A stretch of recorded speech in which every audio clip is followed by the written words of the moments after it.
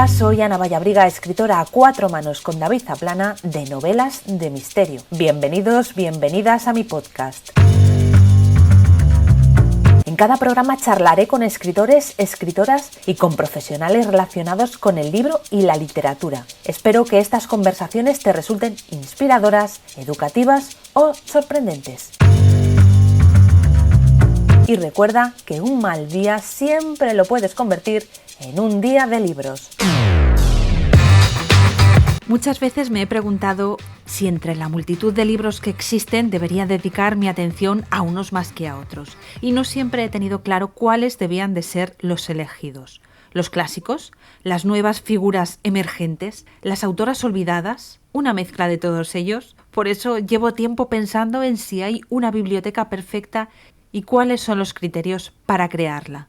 Como debe de ser una duda habitual, las listas de libros imprescindibles son abundantes y variadas. Sin embargo, para crear mi biblioteca perfecta, o al menos para iniciarla, cuento hoy con Miguel Munarriz.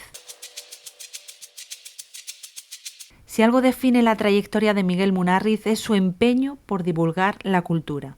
Coordinó el suplemento cultural de El Mundo, dirigió la comunicación de sellos como Alfaguara, Taurus y Aguilar, es cofundador de la revista literaria Zenda y también fundó, junto a Palmira Márquez, la agencia literaria y de comunicación Dos Pasos. Además de todo esto, es el antólogo de la obra Auténtico, antología poética y retrospectiva gráfica de Luis Eduardo Aute, que acaba de alcanzar su tercera edición, y también es editor de Los Últimos del 20, antología de poesía, un libro de poetas asturianos. Bienvenido, Miguel. Bien hallada, Ana. Bueno, mucha actividad cultural, y además también miembro del Consejo de la Televisión de Asturias. Sí, pero eso todo tiene que ver con la edad, ¿eh? O sea, que eso uno no tiene todas esas cosas con 22 años. O sea, estás hablando de una vida entera. Bueno, una vida entera dedicada a la cultura, claramente. Sí, está muy bien empleada la palabra empeño, ¿eh? Porque, bueno, yo creo que en todo el mundo, pero en este país sobre todo, nos empeñamos en que la cultura tenga el lugar que merece, ¿no? Y es un empeño personal, es un empeño. Yo fui librero también hace muchos años, en los 79 abrí una librería con un socio mío y vamos, un primo mío que éramos socios y bueno, fue un empeño también tenaz y duró 2 años, nos arruinamos, este tipo de cosas, ¿no? Pero bueno, tampoco éramos unos expertos libreros, simplemente lo que queríamos era vender libros y estar cerca de los libros. Yo ahí me equivoqué, fíjate, porque para estar cerca de los libros lo peor es tener una librería, porque te inundan, ¿sabes? Y porque tienes que hacer números con ellos, hay una cuenta de resultados y eso es lo más feo de la parte librera, ¿no? Pensaba yo que ser librero en estos días era un negocio más arriesgado que en los años 70. Ya, sí, yo creo que fue siempre, ¿eh? Yo creo que fue siempre.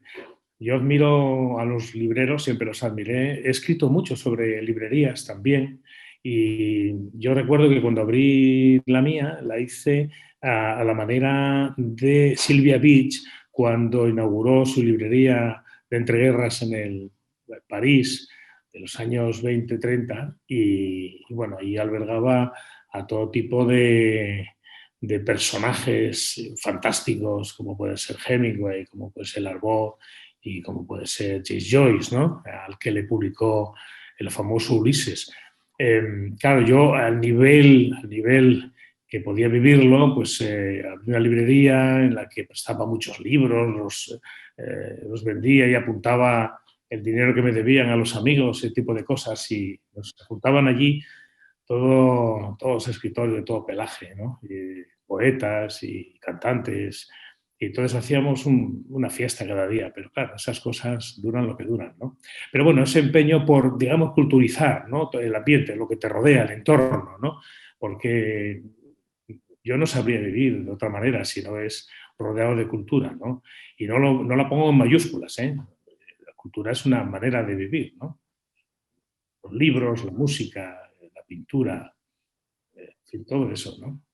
Hoy nos centramos en los libros, porque hace unos años publicaste en Zenda, bueno, no tantos, pero bueno, hace unos años publicaste en Zenda un artículo titulado 101 libros para leer antes de morir. Un artículo que, por cierto, tuvo mucho éxito.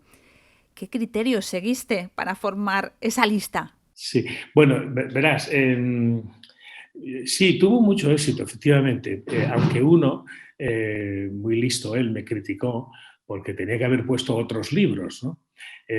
Claro, yo al final esa lista de 101 libros decía que, bueno, cualquiera podría rehacerla y poner otros títulos. Yo elegí, fíjate, porque no quería poner los más complicados, los libros más complicados, las novelas más complicadas de los autores que mencionaba. Era una lista de 101 libros por orden alfabético, ¿no? De la A a la Z. Y por poner un ejemplo, recogí de William Faulkner Santuario, que es la novela más fácil de leer de Faulkner, ¿no? Faulkner le protestaba a su editor porque no vendía, a pesar de que luego ganó el premio Nobel, y dijo, bueno, pues escribe novelas que pueda leer la gente, ¿no? Le dijo su editor. Entonces él escribió Santuario, que es una novela fantástica, estupenda, maravillosa, compleja también en el mundo de Faulkner, pero muy fácil de leer. Entonces yo puse en esa lista, digamos, los libros menos complicados de los autores que mencionaba. Y bueno, por eso yo creo que funcionó bastante bien. Yo creo que, yo decía, 101 libros que hay que leer antes de morir y para brillar en las relaciones sociales o en las fiestas sociales, o no sé, algo así.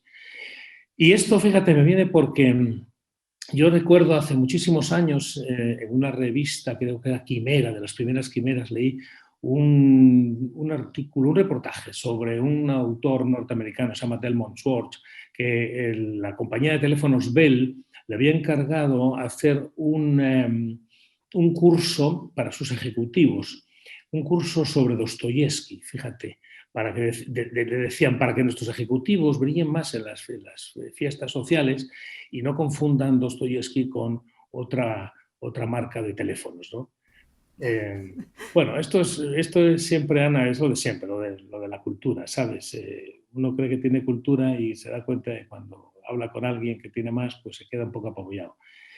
Y lo que interesa es eso, pues es leer y leer y leer y leer, porque leyendo buenos libros, sobre todo leyendo buenos libros, no cualquier cosa, aprendes muchísimo y te formas, ¿no? Esto es al fin y al cabo lo que uno persigue.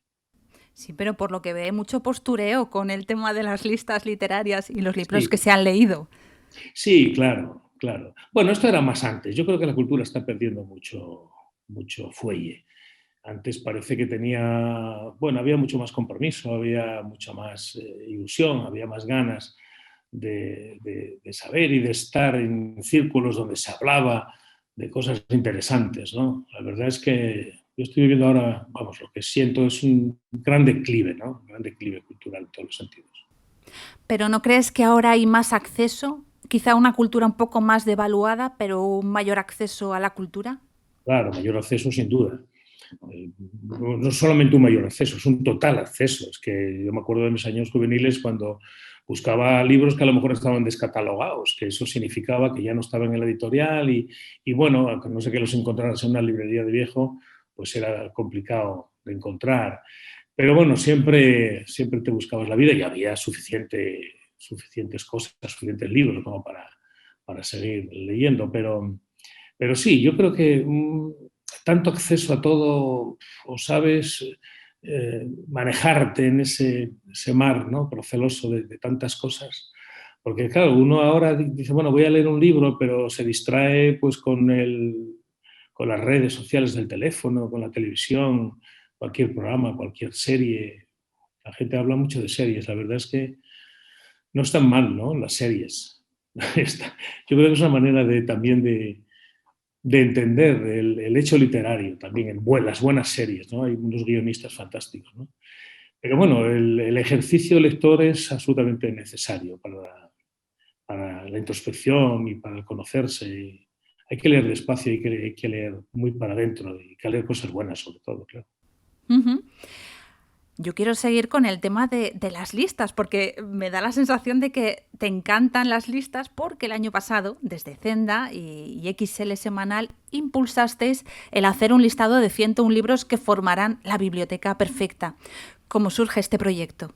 Ya, esas son las ideas perversas de Arturo Pérez Reverte. Siempre está, siempre está pensando en ese tipo de cosas, como fue también una vez anterior en busca del autor español, ¿no?, más relevante, ¿no? Y se hizo también una encuesta, ¿no? Y aquí pues se inventó lo de la biblioteca perfecta, que está muy bien, porque bueno, se hace una encuesta, se pregunta a la gente que diga sus 10 libros preferidos, los 10 libros que no deberían faltar en una biblioteca de 100, ¿no?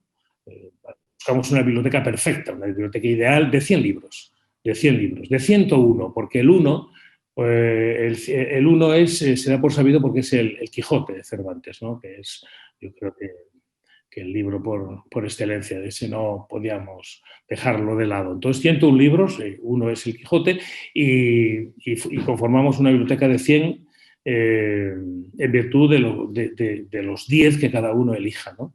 Y así está saliendo, se está formando esa biblioteca. Está muy bien, la verdad. Muy bueno. Ha participado hasta Pedro Sánchez, o sea que no te digo Bueno, nada. eso fue impactante, pero te digo más, he participado hasta yo. Ah, bueno, claro, ¿cómo no vas a participar? ¿Hay algún libro que te haya sorprendido, que haya salido en ese listado? No, no, no. No, en ese listado están los que piensas que tienen que estar.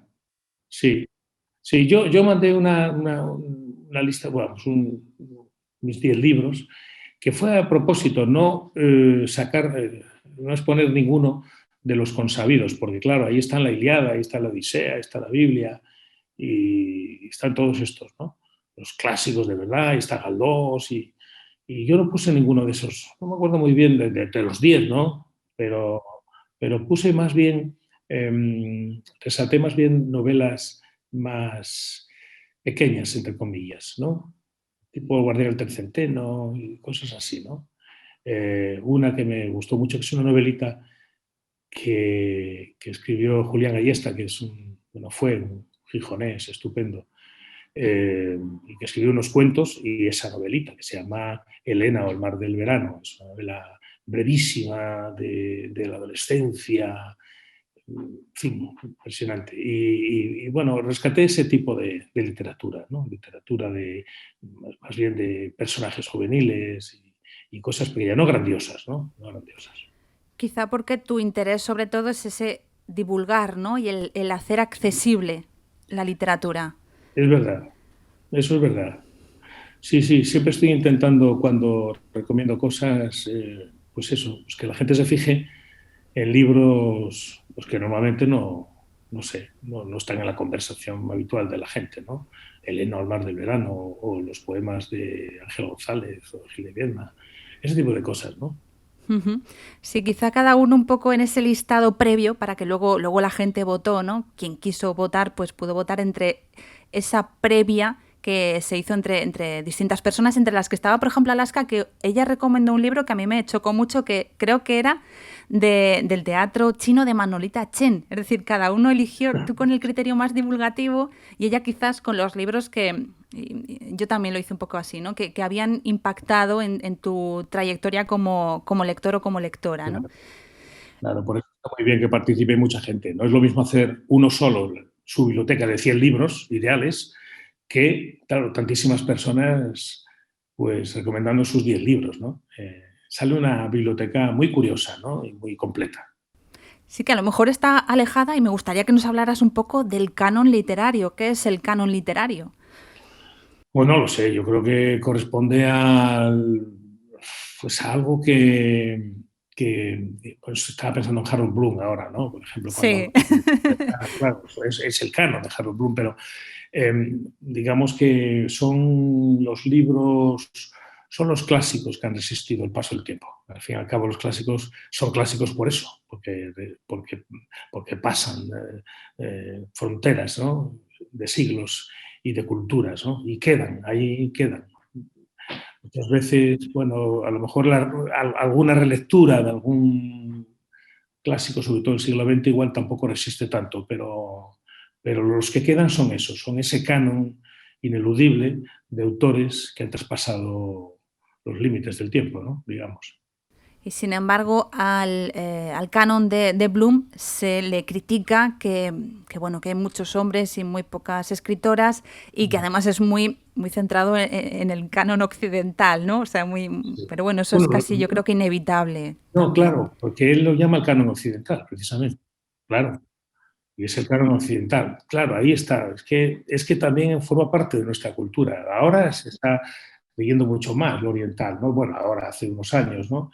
Y está teniendo, bueno, bastante predicamento. E incluso hay algunas editoriales que se dedican a publicar cosas solo japonesas, por ejemplo, o de cualquier otra parte de asiática o de Oriente o de India y tal. Pero no, somos occidentales hasta la médula, somos blancos supremacistas, vamos. Sí, muy anglosajones, Sí, exactamente sí, sería más bien anglosajón totalmente. Pero bueno, al fin y al cabo también es la cultura que hemos mamado, que sabemos, que conocemos, ¿no? Hablamos con mucha normalidad, digamos, del humor inglés, ¿no? ¿No? Pues conocemos muy bien, o cierta no sé, coraza de literatura alemana. Los conocemos muy bien, claro, porque es que es nuestro entorno, lógicamente, donde nos hemos movido, ese canon occidental. ¿Y no crees que ahora con toda esta revisión que está habiendo de autoras, ¿no? Están incorporándose muchas figuras femeninas en todos los campos, pero en la literatura también se están revisando?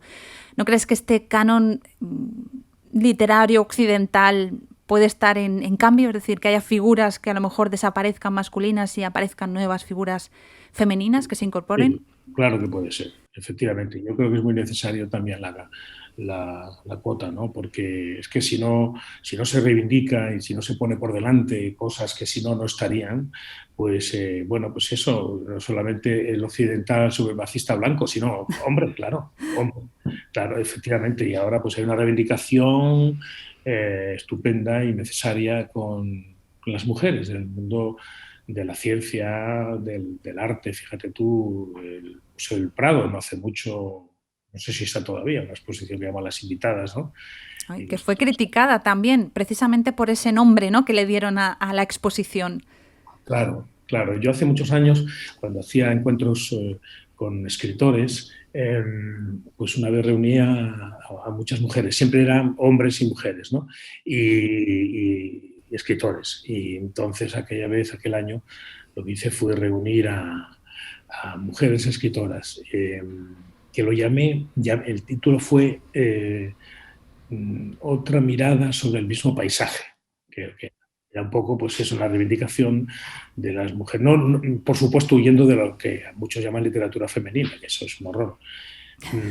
Pero claro, juntar un encuentro solo de mujeres escritoras, mujeres importantes, escritoras, que claro, tienen una mirada diferente, como no solamente en la literatura, sino en la vida, ¿no? Y eso es muy importante reivindicarlo. Y ahora este movimiento cada vez más fuerte, yo creo que no hay vuelta atrás, es absolutamente necesario porque si no es un pisoteo absoluto del hombre sobre lo demás, ¿no? Y no puede ser, ¿no? Bueno, eso que las mujeres tienen que saber dosificarlo bien, ¿eh? Pero bueno, yo estoy en ello también. Ahora, yo cuando en los años 70 y 80 los hombres lectores leíamos literatura de mujeres también, escrita por mujeres. Es que leíamos con absoluta normalidad a Karen Martin Gaite, Virginia Woolf y a todas las escritoras en el mundo han sido, Jane Austen, sin ningún problema. O sea, que no, ahora parece ser que si es que desaparecieron, no desaparecieron las mujeres escritoras, pero por ese peligro quizás se reivindicó más la figura de la mujer escritora. Pero, pero se corre el riesgo de eso, de que se reivindique la literatura femenina. Y eso no puede ser. No puede ser. Eso hay que tomarlo con la naturalidad con que lo tomamos mi generación, ¿no? Leíamos a mujeres escritoras igual que leíamos a hombres escritores, sin ningún problema, ninguna distinción. Y eso es lo que hay que conseguir, ¿no? Si es que a nivel social yo creo que ha habido una... no sé cómo decirlo, pero sexismo sería la palabra. Sí, sí, Hay un sin mayor duda. sexismo en nuestra cultura, que incluso Sí, cuando yo era pequeña y no había tanto como hay ahora, en totalmente. general, en general. Totalmente de acuerdo. A mí me da mucha pena ver eso, ¿eh? Ver eso, todo lo que hemos ganado en la transición, porque nos estábamos como constituyendo como otro país, ¿no? Que salía de una dictadura desastrosa, ¿no? En lo político, en lo social, en todo, ¿no? Era una cosa horrorosa esa vida en la que los jóvenes ahora no saben y, bueno, está bien que no lo sepan. A veces que las mujeres tenían que pedir permiso a sus maridos para tener una cuenta bancaria o para comprar a plazos algo, o sea, era un horror. Y claro, todo ese cambio fue muy favorable eh, porque la mujer, bueno, tomó las riendas de su vida y pues eso, ¿no? Empezó a ocupar el puesto que tiene que corresponder, ¿no? Pero eso corre el riesgo de cambiar. Hay un machismo galopante, ¿eh? Un machismo galopante. Por eso no me extraña que las mujeres estén constantemente reivindicando, ¿no? Que tienen que estar ahí en primera fila porque si no, no los dejan pasar, claro. Sí, los privilegios todos lo sabemos, hombres y mujeres se pierden muy rápido. Tardan mucho en ganarse y se pierden Mucho. muy rápido. Se pierden al día, claro. Pero volviendo a las listas de libros, ¿se puede ser un gran lector sin haber leído casi ninguno de los libros que proponéis en las listas? Yo creo que muy difícilmente, ¿no? Porque, bueno, los que estamos siempre alrededor de libros, te encuentras siempre con gente que no lee esos libros, o que te digan, pues mi hija o mi hijo, es un gran lector, no lee mucho y tal, pues ¿qué lee? Pues tal cosa, tal cosa, tal cosa. Y no te nombran ningún libro interesante. Yo creo que la literatura, pues las novelas, los libros, no solo deben constituir un momento de relax, de entretenimiento, de placer, que también, eso también te lo producen los buenos libros. Los libros, como decía no sé quién, si no te cambian después de haberlo leído y no lo has leído a tiempo, porque yo creo que las cosas hay que leerlas en su momento. Uno no va a leer a Emilio Salgari con 40 años, tendrá que leerlo a los 15, ¿no? Eh, y te van haciendo por dentro. La buena literatura te va haciendo por dentro, te va conformando una persona pues ideológicamente de esta manera, de otra, culturalmente más hecho, con, te va provocando maneras de pensar, eso que se dice que la literatura no te da respuestas sino preguntas, todas esas cosas, ¿no? Entonces te haces pues un ser lleno de otros personajes, has aprendido tanto, has tenido tantos maestros y eso no se consigue con la literatura solamente de evasión. O sea que, contestando a tu pregunta, te diría que si no han leído ninguno de los libros, de los grandes libros o de los buenos libros que en el mundo han sido, pues mal, muy mal. Mal. Cuando comentas que conoces a alguien y te dice, no, mi hijo es un gran lector o mi hija lee mucho, ¿crees que toda lectura es buena?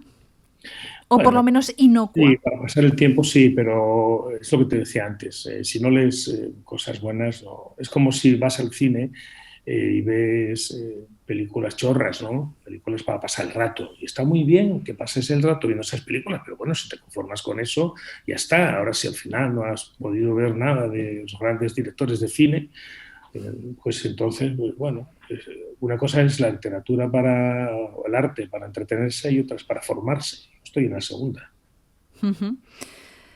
¿Cómo iniciamos a los jóvenes en la literatura? Muy difícil, es muy complicado, es muy complicado, más ahora, siempre lo fue, porque en realidad yo en mis años juveniles y adolescentes, cuando iba a la biblioteca de mi pueblo y sacaba los libros y leía, y yo era igual un chico que jugaba y que me divertía y tal, pero no perdía de vista los libros, ¿no?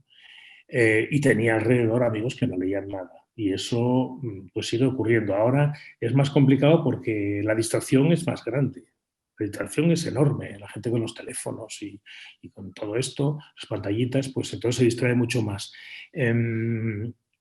para leer hay que haber leído siempre, y no perder de vista esa manera de encontrarse con el libro, porque el libro eh, supone un esfuerzo, y la gente hoy no quiere esforzarse en nada, la gente hoy y la gente ayer, en realidad. Hay una cosa muy curiosa que es que no se sabe por qué, pues uno nace lector, ¿eh? O sea, los niños nacen, vamos, leyendo. Generalmente a todos les gusta leer de niños y todos se quedan extasiados ante los cuentos que le cuentan los padres y luego... Y lo digo por mí, porque yo siendo un crío de nada leía, y tenía 8 años y 9 y 10 y 12 y no dejé nunca de leer. Luego está el esfuerzo de seguir leyendo, de que te guste, de que encuentres la lectura que te apasione, ¿no?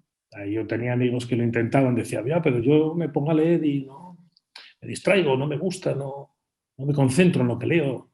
Y a lo mejor no estaba encontrando el libro. No sé, es un misterio, ¿eh? Para mí es un misterio la lectura. ¿Cuál fue el tuyo? ¿Cuál fue el libro que a ti te abrió? No, no creo que haya sido uno, aunque, bueno, lo cuento en una historia de las que cuento yo, historias de libros en Zenda, y con 10 12 años yo leía apasionadamente a Enid Blyton. Y fíjate tú, claro, esas cosas que te digo yo que uno nace lector, ¿no? O más o menos, ¿no? Yo leí las aventuras de Misterio y, y Aventura, eran dos colecciones de Enid Blyton que eran anteriores a los 5, eran maravillosas, de pandillas de niños que descubrían misterios y hacían de detectives y estas cosas, ¿no? En el pueblo donde vivían, allí en Inglaterra. Y bueno, yo de tal forma estaba tan entusiasmado con aquellas lecturas que compraba con la asignación de mi padre y tal, que me daba pues, lo que fueran las pesetas que tal, iba a comprar el lunes, iba a comprarme los libros a la librería. Y tanto es así que escribí a la editorial Molino, que era la editora entonces de Enid Blyton, para decirles que estaba entusiasmado con las lecturas de Enid Blyton y que me gustaría conocer al autor, decía yo. Luego me escribieron de la editorial, me dijeron, Enid Blyton es una autora, es una escritora, le mandamos información y tal, me mandaron fotos y cosas. Yo con 10 12 años hice eso, o sea que eso te entra en vena o no te entra, ¿no? Por eso te digo lo del misterio, es muy curioso. Pero fíjate que ahora los 5 lo han reeditado, adaptando el lenguaje a los tiempos actuales, simplificando las frases y demás. Ya, Es un poco fíjate. signo de los tiempos, ¿no? Qué lástima, sí. Sí, sí, dicen que ya los chavales, bueno, por lo menos la mayoría no presta tanta atención a una clase de una hora y que se distraen, no tienen tanto vocabulario. Yo creo que es un grandísimo problema de futuro, ¿eh? Grandísimo problema, sí. ¿Conservas los libros o haces un maricondo de vez en cuando? Sí, lo hago. ¿Sabes tú que una vez, mira, yo me gusta mucho tener libros en casa y ahora, bueno, estamos esperando que nos hagan otra estantería porque ya están por el suelo y tal, ¿no? A veces piensas que para qué, ¿no? Pero bueno, vives entre ellos y la verdad es que es muy gratificante, ¿no? Cuando sabes caminar por las estanterías y coger leer otra vez aquel arranque de aquella novela tan fastuosa o un prólogo de alguien o estas cosas, ¿no? Y luego, pues, o sea, guardar con cariño algunas ediciones antiguas, eso me gusta mucho. Hay un amigo, el gran poeta Fernando Beltrán, que hizo una biblioteca en un pueblo de Asturias que tenía vinculación con su familia. Lo habló con el ayuntamiento y les propuso hacer una biblioteca diferente, es decir, que se nutriera de los libros donados por personas o por instituciones. Es una biblioteca preciosa porque está en un pequeño pueblo cerca de Oviedo, se llama Grao, y es un edificio histórico muy bonito con una iglesia desacralizada al lado donde se hacen actividades, y lo llamó el aula de las metáforas. Y sigue existiendo, ¿no? Y hubo quien donó sus bibliotecas allí y yo también lo hice. Y yo doné hace unos cuantos años, como 10 años así, todos mis libros de poesía que me habían formado en ese género maravilloso que es la poesía. E incluso pues, entregué los libros dedicados por los autores en fin, ediciones antiguas y bueno, toda esa biblioteca que me conformó como lector de poesía. Y me pusieron allí una esquina, la biblioteca mía, ¿no? Y esas cosas son muy agradables, porque a mí al final pensé, bueno, mucha gente me decía, pero ¿cómo das eso? O tal. Y bueno, pues son ya libros que he leído, bueno, con los que he entendido parte de la vida y ahora se los dejo a otros lectores, ¿no? Yo creo que eso es una buena manera de hacer que la cultura corra, ¿no? Ujú. Sí, es precioso. Y para ir cerrando, te voy a proponer un reto bastante enorme. De toda la lista de libros, ¿cuáles serían tus 3 libros que no deberíamos Muy dejar de leer? complicado, muy complicado, Ana. ¿Mm? Ya, Y ya, te sobre he dicho todo, que era un reto muy ya, grande. porque claro, me pillas así. O 3 libros que a ti te hayan impactado especialmente, que hayan Yo tenido un creo, impacto. mira, que parezca pues un clásico, ¿no? El decirlo. Yo creo que hay que leer el Quijote. Hay que leer el Quijote, pero no hay que leerlo una sola vez. Yo lo leo cada cierto tiempo, cada ciertos años, ¿no? Y yo recuerdo las primeras lecturas más adolescentes, un poco despistadas, eh, y cómo vas aprendiendo y cómo vas conociendo ese personaje tan clave en nuestra literatura y en nuestra vida, que fue Cervantes, ¿no? Eh, yo creo que el Quijote es sobre todo el libro que hay que leer, el Quijote. Quijote es lo más, lo más. Y Cervantes en el Quijote demuestra lo grandísimo escritor que es, eh, lo sabio que es y lo feminista que es. O sea, es alucinante. Yo me quedo con el Quijote. ¿Te digo más o qué? Pues dime alguno más. ¿Puedo decirte más? Pues, ¿qué te diría, la verdad? Yo me acuerdo del Guardián del Tercenteno con mucho cariño. Yo me acuerdo con mucho cariño porque fue una lectura, bueno, siendo joven y contándomelo como lo cuenta Salinger, la vida de ese muchacho, ¿no? Que se va de la escuela y pasa esos días fuera de casa y tal, es muy interesante. Yo creo que antes que, y recomendaría ya de paso, que antes de Miocid, a los jóvenes que les den a leer el Guardián Centeno y luego ya que lean lo que quieran, ¿no? Es que muchas veces lo digo porque, claro, estropean un poco el camino, ¿no?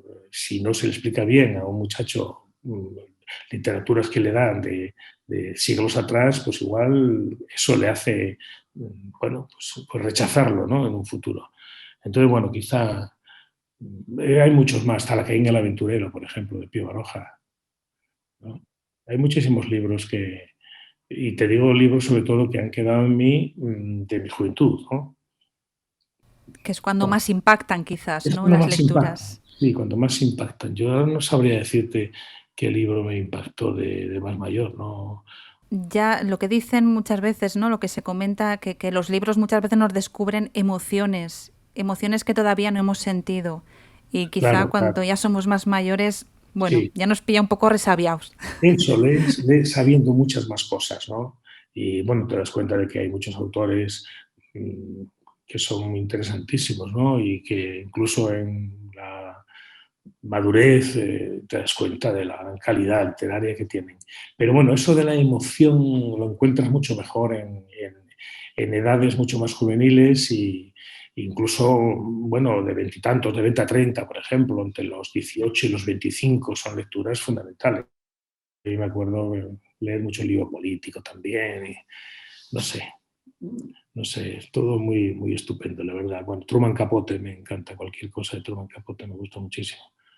Los cuentos de Truman Capote son una maravilla. Yo siempre recomiendo a la gente más joven estos libros más juveniles, como digo, porque les abren el apetito lector. Por ejemplo, Truman Capote, El arpa de hierba, es indiscutible. Yo creo que cualquier muchacho que lo lea con 20 años se va a quedar, vamos, prendado de esa historia maravillosa que cuenta Truman Capote.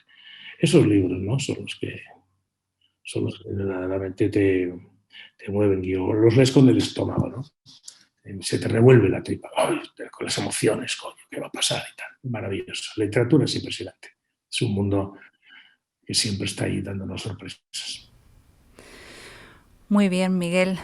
Ha sido un placer tenerte en un día de libros. ¿Dónde puede encontrarte? Bueno, voy a compartir, por supuesto, los enlaces de los listados de la Biblioteca Perfecta y tu artículo, por supuesto, eso están en las notas. Pero al margen de eso, ¿dónde pueden encontrarte en redes? Yo en Twitter ando ahí sacando cosas, por ejemplo, pero muy poquitas. Las cosas que me gustan mucho, por ejemplo, yo sigo leyendo con fruición a Manuel Vicent, las columnas del País el domingo, y el domingo pasado lo saqué. Y digo que siempre no puedo dejar de leer a Manuel Vicent sin sentir a veces emoción, escalofrío por las cosas que cuenta, es tan maravilloso. Entonces, bueno, pues tengo en Twitter notitas de vez en cuando, más literarias y poco más, la verdad, en Zenda. En Zenda. Zenda es tan fácil de entrar, zendalibros.com, y ahí se abre un mundo entero de literatura, ¿no? Yo creo que es una web literaria, la revista literaria fantástica. Yo que soy más de papel y eso, estoy totalmente volcado con Zenda. Es muy divertido estar ahí, muy divertido, muy dinámico. Oye, a ti, viéndote a ti, que estaba encima sales ahí hablando, y como una televisiva, ¿no? Leyendo libros. Está muy bien, sí, Pues está muy sí, bien. Zenda es una ventana, ¿no?, completa a la cultura y a la literatura, sobre todo a la Sí, mira, yo ahora literatura. tengo la suerte de que estoy corrigiendo un libro que me van a publicar de los artículos literarios míos en Zenda. Sí, con fotos de Lee Morzinski. Ya te avisaré cuando te mandaré uno. Ahí está una recopilación Qué bueno. de mis lecturas, ¿no? Sí, sí, Vale. sí. Qué bueno, qué bueno. Muchísimas gracias. Ganas de leerlo. Bueno, Miguel, pues muchísimas gracias por acompañarnos en un día de libros. Gracias. Muchísimas gracias a ti, Ana. Si el podcast te ha gustado, me encantará que lo compartas en redes, que le des a me gusta, que dejes tus comentarios o que te suscribas a mi canal. Te espero próximamente en un nuevo capítulo de Un Día de Libros.